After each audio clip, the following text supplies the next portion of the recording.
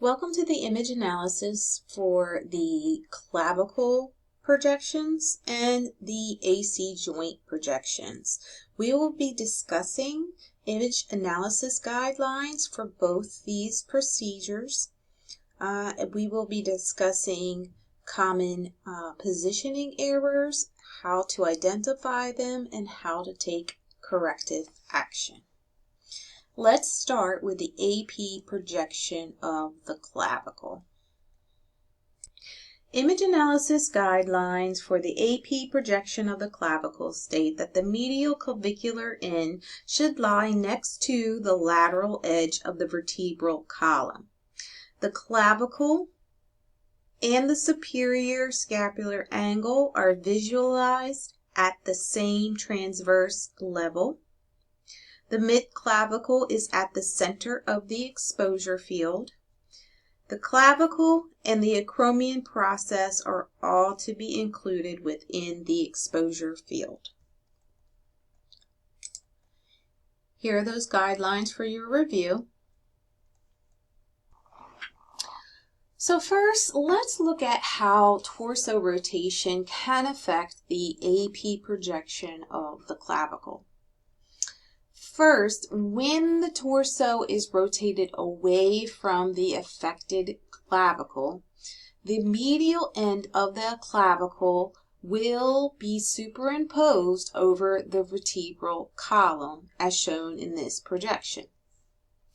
This rotation causes the clavicle to appear elongated, but it misrepresents the alignment and the anatomy of interest.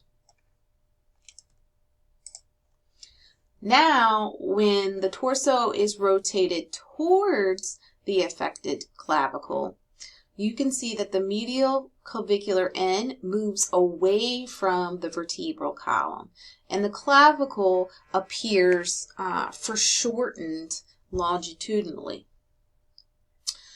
This incorrect rotation, again, alters that true length and position of the clavicle, which can impact our diagnostic interpretation. So in this case, we must ensure that the mid-coronal plane is parallel with the IR, with the shoulders equidistant from the image receptor to get a accurate AP projection of the clavicle. Once again, let's quickly review how plane tilting can affect an AP projection of the clavicle. Now, when the upper mid-coronal plane is tilted anteriorly, that superior angle of the scapula will appear above the clavicle. This indicates that there is a forward tilt of the upper torso. Now, when the mid-coronal plane is tilted posteriorly, the superior scapular angle will shift below the clavicle. To correct either of these errors, again, we have to ensure that the patient is positioned with their mid-coronal plane parallel with the IR. Go ahead and review this practice analysis and answer the following question.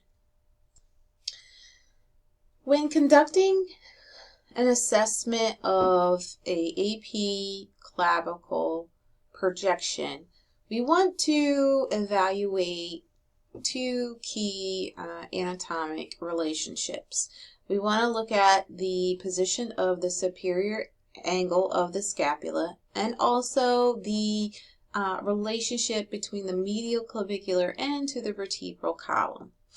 In this case, the medial clavicular end to the vertebral column is displaced from the vertebral column laterally.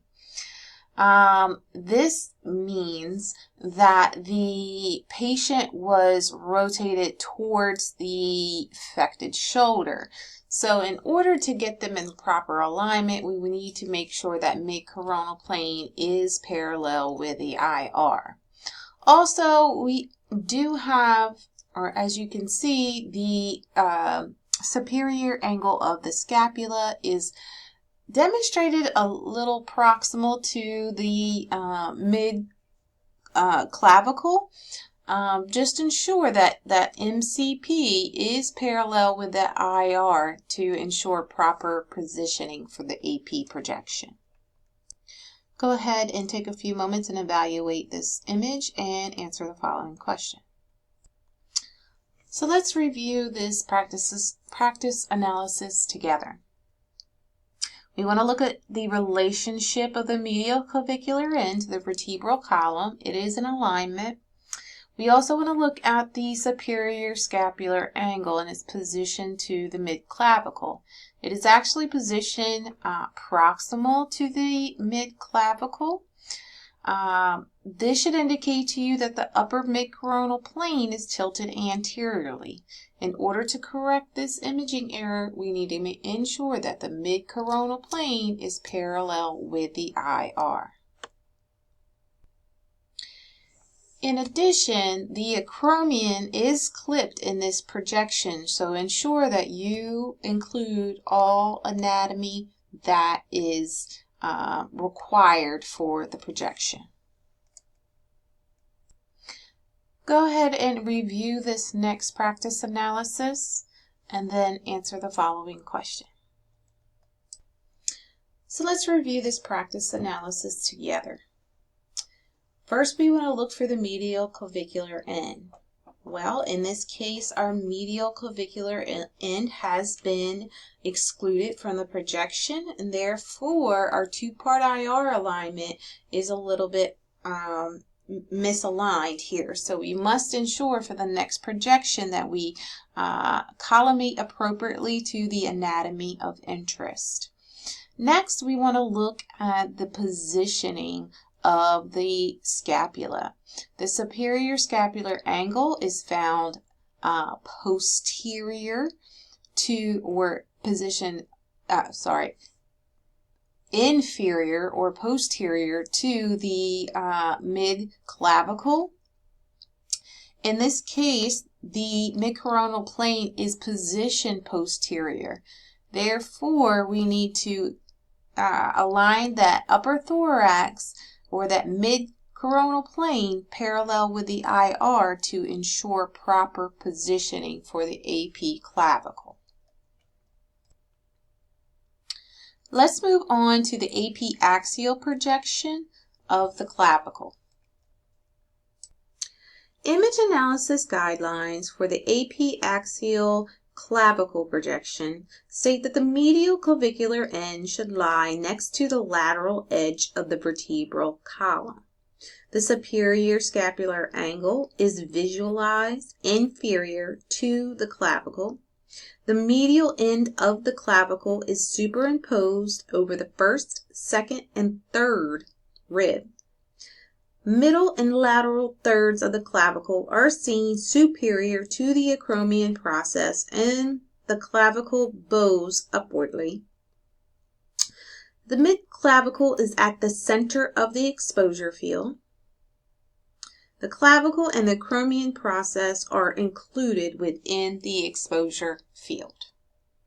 Here are those imaging analysis guidelines for your review. Take a few seconds to evaluate this image and answer the following question. Let's review this practice analysis together.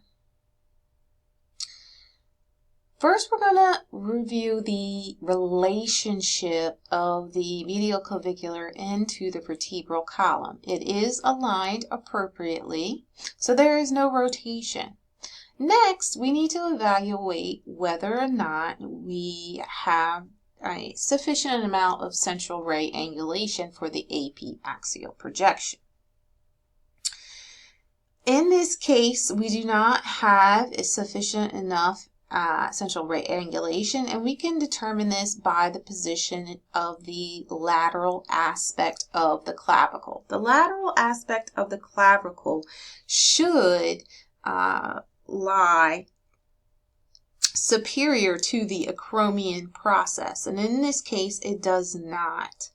The medial portion of the clavicle should lie anywhere from the first to third rib, and it does lie where it needs to it should be expected. However, we still don't have enough angle because that lateral portion is not superior to the acromion. So in order to correct this, we need to increase the cephalic central ray angulation to achieve the appropriate apiaxial projection.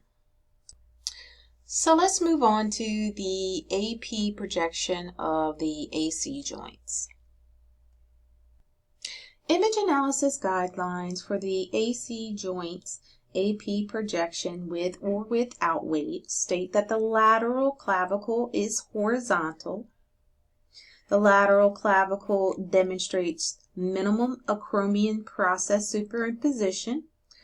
The clavicle and the superior scapular angle are demonstrated at the same transverse level. The AC joint is at the center of the exposure field for both the non-weight bearing projection, as you see here, and weight bearing exposures. The lateral clavicle, acromion process, and superior scapular angle are all to be included within the exposure field. I believe most protocols include both bilateral AC joints here. However, the images that I have are limited, so this is just a single projection. Also, image analysis guidelines state that you want to always include a word marker indicating which projection is which, or in this case, they used to use arrow markers. The biggest imaging errors or positioning errors that will occur when positioning for AC joints is going to be rotation. And so again, you want to look for the position of the medial clavicular ends in line with the vertebral column. You also want to make sure your AC joints are open and visible. If that is not the case, as you see in the second projection below, you will see that the medial clavicular ends will superimpose a vertebral column and your AC joints are closed on one side versus the other. This is the indicator that you may have some rotation and may need to repeat the image.